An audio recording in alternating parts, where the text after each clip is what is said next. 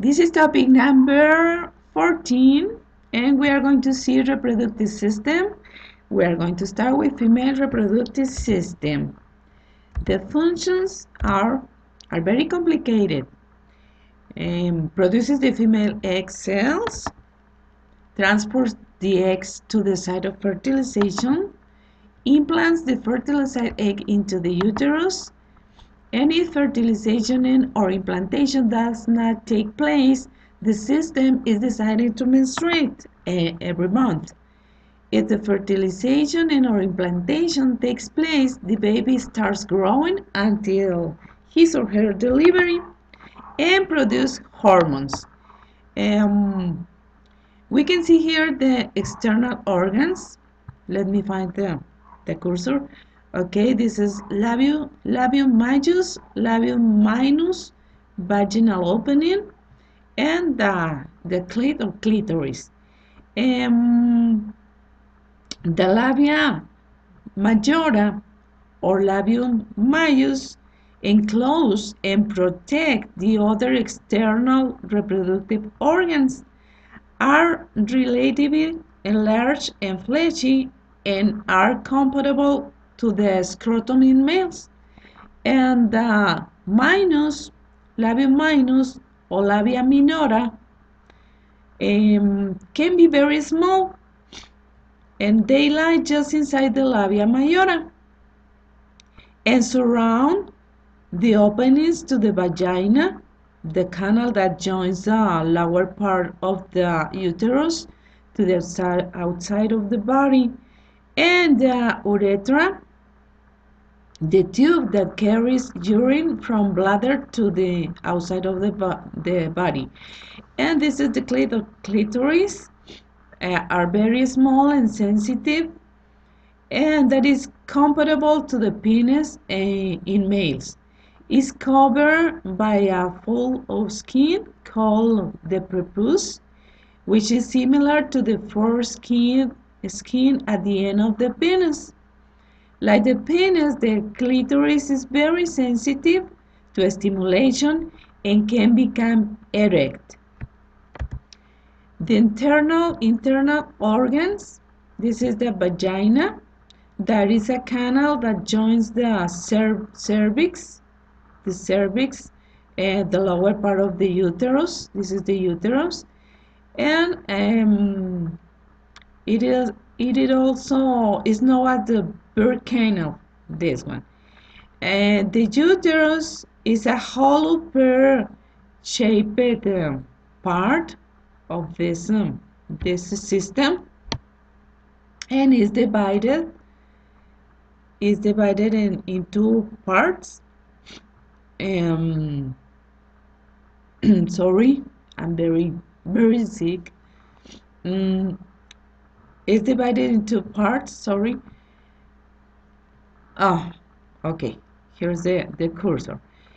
And the cervix, which is the lower part that opens to the vagina, and the main body of the uterus called the corpus.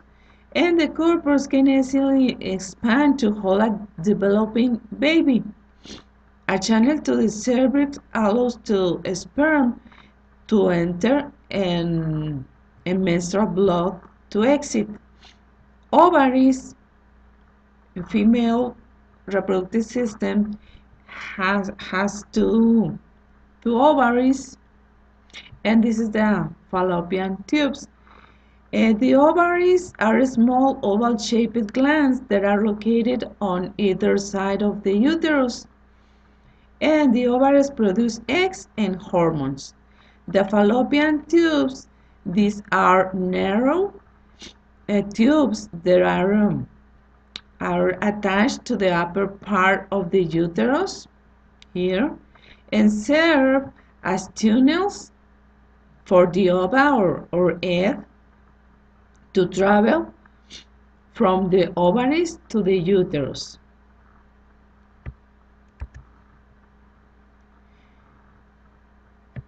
This is the cervix, the entrance to the uterus, and a male reproductive system produces sperm And female reproductive system produce ovum every month. They are called gametes. They are specialized cells in sexual reproduction. And, well, this is in Spanish. Aquí están diciendo que quieren democracia, igualdad para todos, porque nada más un óvulo puede entrar. Perdón, un espermatozoide, no un óvulo. Okay, the conception or fecundation, the fertilization of an egg by sperm normally occurs in the fallopian tubes. The fertilized egg then moves to the uterus where it implants into the lining of the uterine wall. The sperm has 23 chromosomes and the egg has another 23. The total is 46 is in the zygote. 23 from mother and 23 from father. That's the reason you look like your parents, both parents. Okay, at 12 years old, pituitary. Let me see where is the cursor. You can see the cursor, but I can see it. Okay, here it is. Pituitary gland starts to produce follicle-stimulating hormone and luteinizing hormone. And this hormone goes to the ovary and produces or causes the egg to mature, or the maturation of the egg. Here's another image. Luteinizing hormone produced by pituitary gland and follicle stimulating hormone in male goes to the testes and produces testosterone and sperms. So these hormones provokes the production by testes of testosterone hormone and sperm.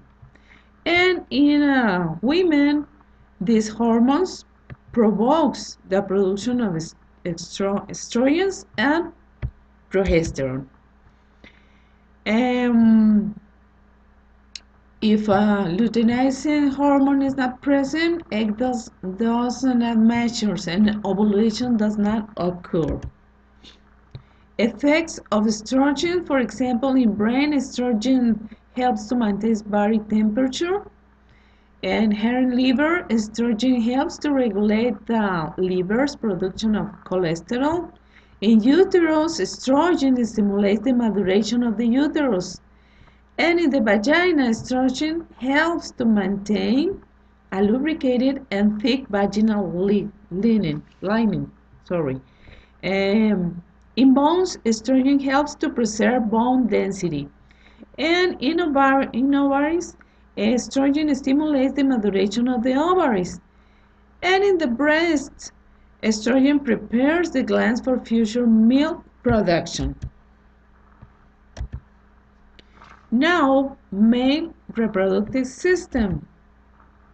Well, he's handsome. Functions, very simple. Produces hormones, produces sperms, and discharges sperm within the female reproductive tract during sex. The testes. These are the testes. Are two testes in men, and all the this is the external, the penis, the pubic bone, the bladder, rectum. These are not part of this reproductive system. This is the prostate gland, testicle or testes, urethra, and seminal duct. The penis, this is the male organ used in sexual intercourse. The glands also called the head of the penis, is covered with a loose layer of skin called foreskins. And this skin is sometimes removed in a procedure called circumcision. The opening of the urethra And the tube that transports semen and urine is at the tip of the penis. The glands of the penis also contains a number of sensitive nerve endings. It's very, very sensitive. And the body of the penis is cylindrical in shape and consists of three circular shaped chambers. These chambers are sponge-like tissue. This tissue contains thousands of large spaces that fill with blood when the man is sexually aroused. As the penis fills with blood, it becomes rigid and erect, which allows for penetration during sexual intercourse. Semen, which contains sperm, reproductive cells, is ejaculated when the penis is erect.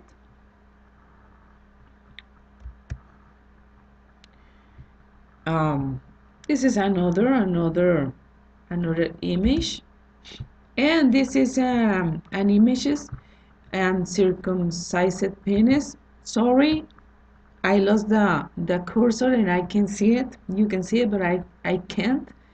And this is circumcised penis. Okay, we can see here the scrotum. The scrotum is like a sack of skin that hangs behind and below the penis. It contains the testicles, also called testes, these ones, and as well as many nerves and blood vessels. And the scrotum acts as a climate control system for the testes. For normal sperm development, the testes must be at a temperature slightly cooler than the body temperature, about 2 degrees. Testicles or testes are oval organs about the size of larger olives and that lie in the scrotum. Most men have 2 testes. Oh, I lost the cursor again. The testes are responsible for making testosterone, the primary male sex hormone, and for generating sperm. Okay. Within the testes are coiled masses of tubes called seminiferous tubulus. These ones. These tubes are responsible for producing sperm cells. Now we can see here the vas deferens, the urethra, prostate glands, Cooper glands, and seminal vesicle. Okay, seminal vesicle produce a viscous fluid that contains fructose, which provides an energy source for the sperm. Also produce prostaglandins, which contribute to the mobility and viability of the sperm. And produce proteins that cause the slight coagulation reaction in the semen after ejaculation. Now the prostate gland, let me see where is the cursor here. Okay, prostate gland is about the size of a walnut, produce a milky color in alkaline fluid that gives mobility to the sperm. The urethra glands or Cooper glands are small, as you can see here, are small, about the size of a pea. They secrete an alkaline mucus-like fluid. And this fluid neutralizes the acidity of the urine residue in the urethra and helps to neutralize the acidity of the vagina and provides some lubrication for the tip of the penis during intercourse. All these fluids plus sperms are called semen.